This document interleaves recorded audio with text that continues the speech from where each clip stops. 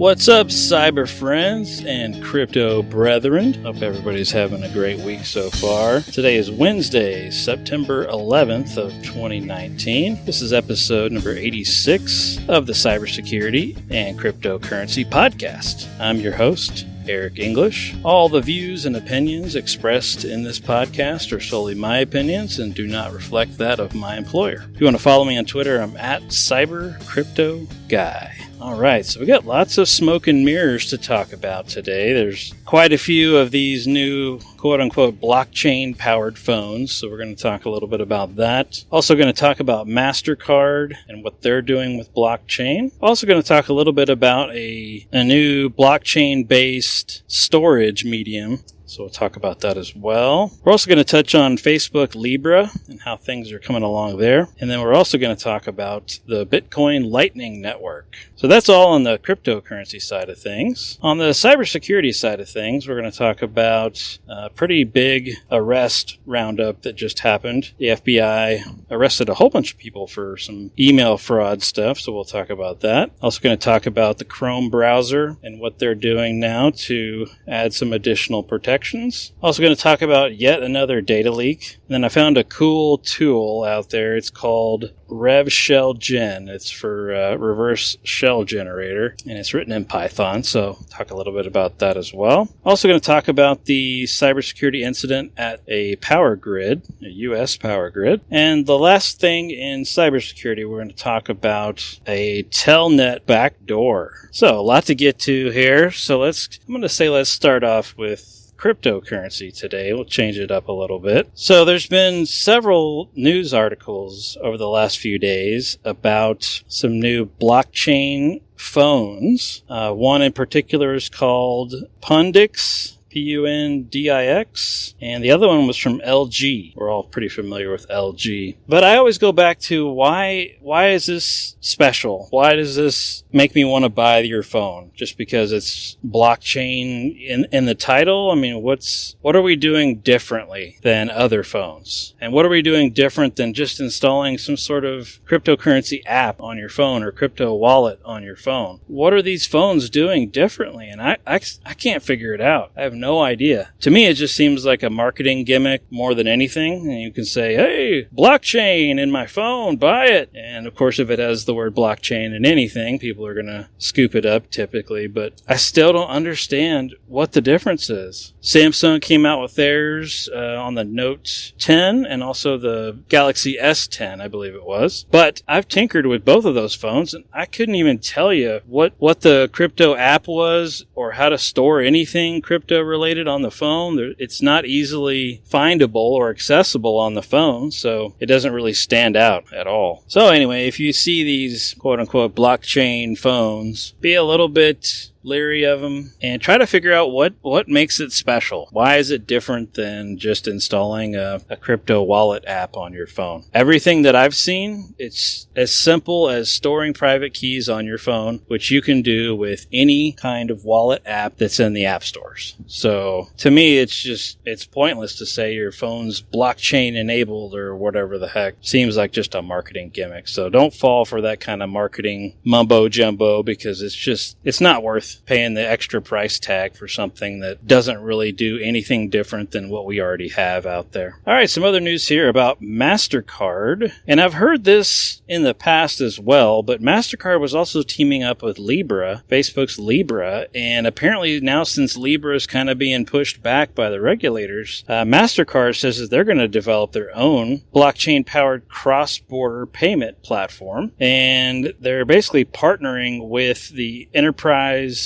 focused blockchain firm called R3. So MasterCard is getting into that game. My suspicion is that they saw the Facebook Libra thing taking forever, and they probably said, you know what, we got to do something on our own to stay ahead of the curve. And so they finally just decided, hey, we're going to team up with R3 and do it ourselves and not wait for Facebook Libra. So right now, this is just a pilot program or beta, whatever you want to call it. Nothing's officially released, but they're saying the the platform will be built on the Corda Enterprise network, which is also open source. And their goal is basically to integrate blockchain solutions into MasterCard's existing payment systems. So we'll see how that thing goes. Again, it's still in the testing phases, but certainly interesting news there about MasterCard. All right, some other news here about, I didn't really understand this one either, but that's part of the reason why I'm talking about it here. But there's apparently a drone data service called RedCat, and they make data recorders for phones. And they have partnered up with GoChain, and they're going to store drone flight information on the blockchain. So I'm not sure what the necessity is to do that. Why do we need to put drone flight data on a blockchain? Is that critical information? I don't quite understand it personally, but maybe there's some reason behind it there. But this isn't the first time I've heard about people storing actual data in a blockchain-based system. And I think we will see more of that, because blockchain shouldn't just be used for payments only. It does have a lot of other applications. So using it as a storage medium will certainly change how people view blockchain in general. But RedCat is basically hoping that when all the drone stuff takes off with,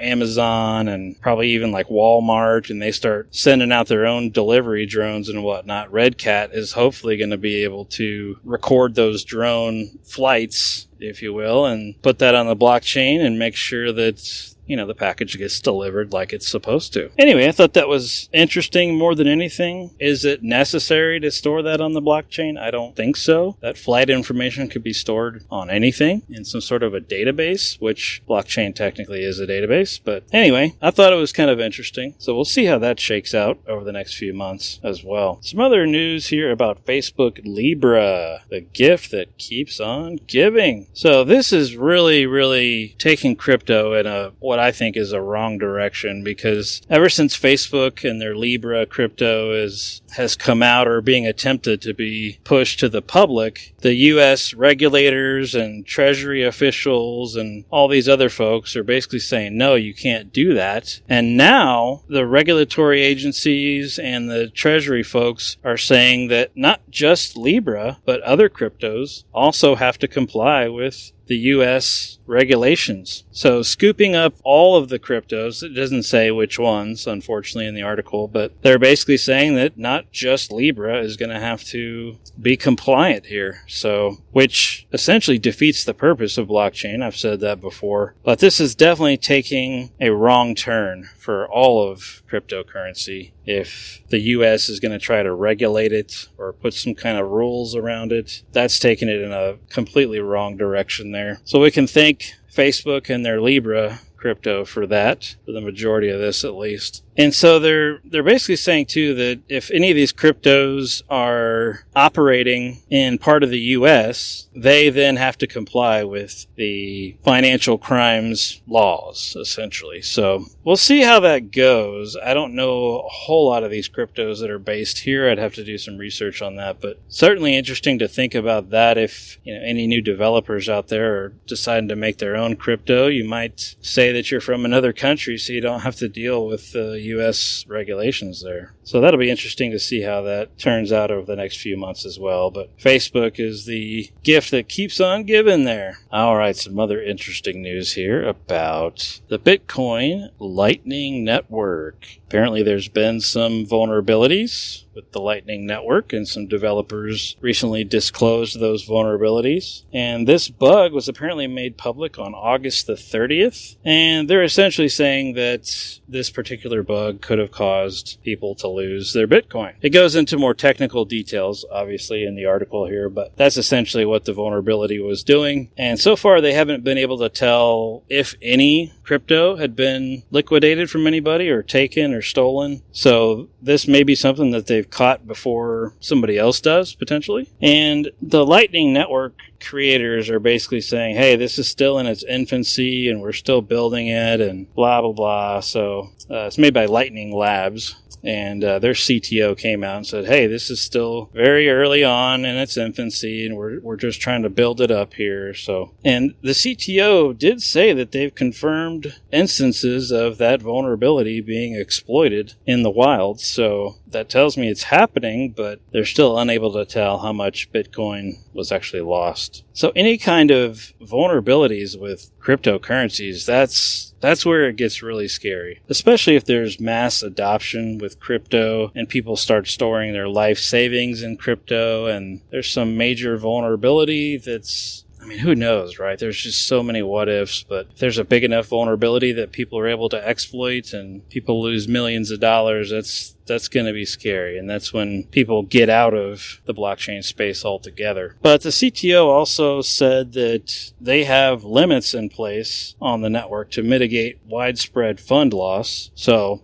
I don't know what those are. Personally, I haven't really dug into it too much, but apparently they've been thinking about this kind of thing, so that's good. Hopefully it's a good enough protection against a vulnerability like this. So if you use the Lightning Network for anything, the affected versions are LND releases 0.70 and below. And also affected is Eclair 0.3 and below. So if you use those, make sure you get the latest update on that and ensure that you are safe from people stealing your Bitcoin. All right, the last thing here in cryptocurrency is the exchange founded by the Winklevoss twins called Gemini. They are also getting into more smoke and mirrors as well with a custody product. But again, this is no different than holding your private keys, so that's really all they're doing. But we're seeing all these big name brand crypto companies like Coinbase and all the others getting into this space, and I guess they're hoping that people will feel safer about putting large amounts of money in there if they're doing these custody services. But really, it's no different than just protecting your private keys and make sure that when you create a Bitcoin wallet, it is as secure as you can possibly make it. It's got a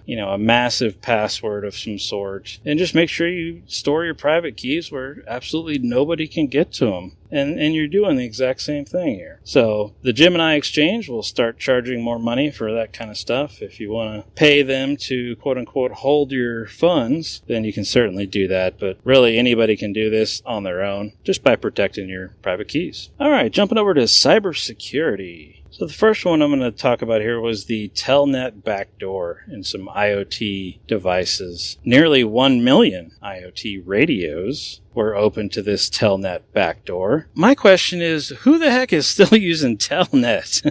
How is this even a thing anymore, right? I mean, I thought we were way past Telnet at this point. So the vulnerability is that these IoT devices use Telnet on port 23, and the Telnet service uses a weak password, and it also uses hard-coded credentials. They're saying those credentials can be easily cracked using brute forcing attacks. And then from there, a hacker can gain control of the radio and its operating system. And researchers said they're able to do this in about 10 minutes to crack into one of these devices. And the password, the hard-coded password, was the word password. Talk about terrible, right? So this is crazy stuff here. I mean, IoT is becoming such a huge thing now, and security is still an afterthought with a lot of that stuff. I love IoT. I think it's great. I love the home automation stuff personally, but I don't love reading articles like this and seeing that they have a hard-coded password of the word password on their devices that anybody can get in and exploit. But regardless, IoT in general hopefully will start making their devices more secure.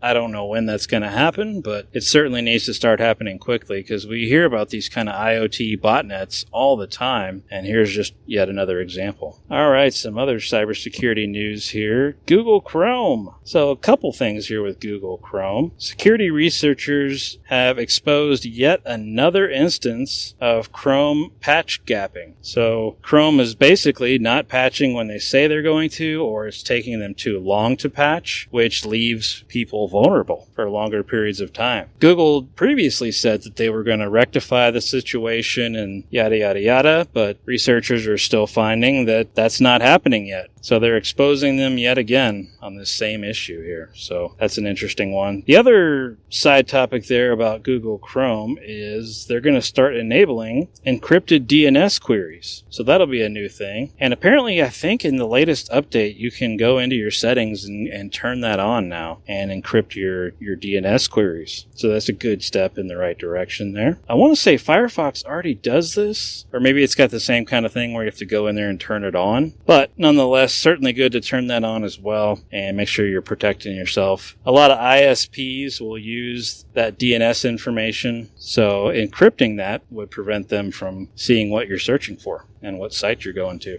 All right, some other cybersecurity news here. There was an incident at a U.S. power grid, and hackers were able to use a denial of service flaw to reboot firewalls at an electrical power grid operator. So the hackers were essentially causing these firewalls repeatedly to reboot just over and over and over for about 10 hours, they said, on March 5th of 2019. So certainly crazy stuff there. It was an unpatched firewall bug. And, this one's just kind of more annoying than anything else. They're just making the firewalls reboot constantly. Nonetheless, it was an unpatched firewall that allowed the hackers to do this. So the power grid operators did finally apply new firmware updates to their firewalls and were able to stop the DDoS attacks. And they've got all kinds of excuses as to why they hadn't applied the firewall updates. They say there's a lack of proper firmware review process to help them vet security updates before being deployed and all kinds of stuff like that. And they say that they're going to create that process and yada, yada, yada. We're all going to get better, of course. Nonetheless, hackers are still hacking firewalls too, not just people. So people are still obviously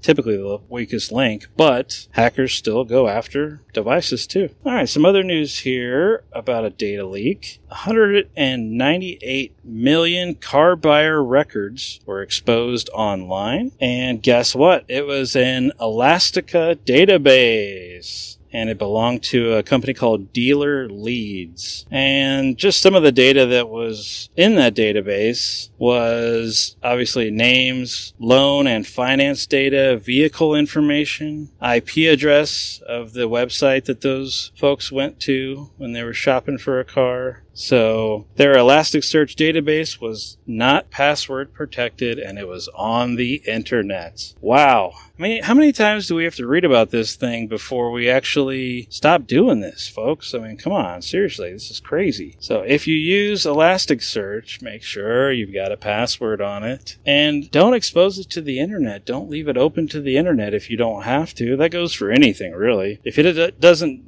necessarily need to be on the internet, then don't expose it to the internet. If you're not running some sort of a web server or whatever, don't expose it on the internet. Make people get on a VPN first and then access that Elasticsearch database, rather than just putting it out there on the internet for anybody to hack into, especially with no password. I mean, come on, guys. So anyway, just yet another data leak there using Elasticsearch databases. It's unfortunate. But the other ones we hear about too are the Mongo databases. And a lot of these now you can deploy at like AWS, for example, and people just deploy it and accept the defaults and start throwing data into it, and they don't think about the repercussions there. Even if you're using AWS, it doesn't mean you need to open it up to the internet. You can securely connect to AWS through a VPN and then access your Elasticsearch database. So there are other ways to get to that. You don't have to expose it on the internet. Anyway, that one was certainly unfortunate there. Saw another article today in cybersecurity. The FBI indicted 281 people for their involvement in a massive email fraud scheme. So these folks were doing business email compromises and all that kind of good stuff. So they arrested 281 people and they seized about $3.7 million And apparently this was a global business email compromise scheme. And a few weeks back, I reported on the FBI issuing their quote-unquote warning about how much business email compromise costs companies. And their statistic was that over the last 3 years, business email compromise has caused $26.2 billion in loss for those companies. So phishing emails are still one of the biggest ways that people are getting tricked and sending their money to people that really don't need their money or shouldn't be receiving their money. But Homeland Security worked with several other agencies as well to get these guys arrested. They had a 4-month investigation going on, but this is good. 281 people, man. That's great. Might cut down a little bit on some of those phishing emails that we all get. Still yet to be seen, of course, but certainly good progress there. All right, the last thing in cybersecurity, I found a pretty cool Python script for generating reverse shells, and it's super easy and it automates a whole bunch of the process for you. So this is out there on kitploit.com, kitploit.com. I'll post a link to this in the show notes if you want to go out there and tinker around with it. But I've talked about Kitploit before. They've got all kinds of really cool stuff out there, so highly recommend going out there and checking them out. They've got all kinds of different tools out there for various operating systems. I mean, you name it, Mac, iOS, Android, Windows, Linux. They pretty much got it all there. So go check out Kitploit.com, kitploit.com. And no, I don't get paid by these folks to promote their site. I just think there's a lot of cool stuff on there to tinker around with. Obviously, GitHub is another huge source for a lot of this stuff too. And also, when you go to Kitploit, a lot of the code repositories are still going to GitHub anyway. Nonetheless, that's a pretty cool reverse shell generator for you. So if you're doing some ethical hacking and pen testing, this would be a great tool to add to your tool belt there. All right, folks, that's all I've got for today. If you want to follow me on Twitter, I'm at CyberCryptoGuy on Twitter. Check me out on there. I retweet a bunch of the articles that we talked about here on the show. Thanks for listening and have a great week.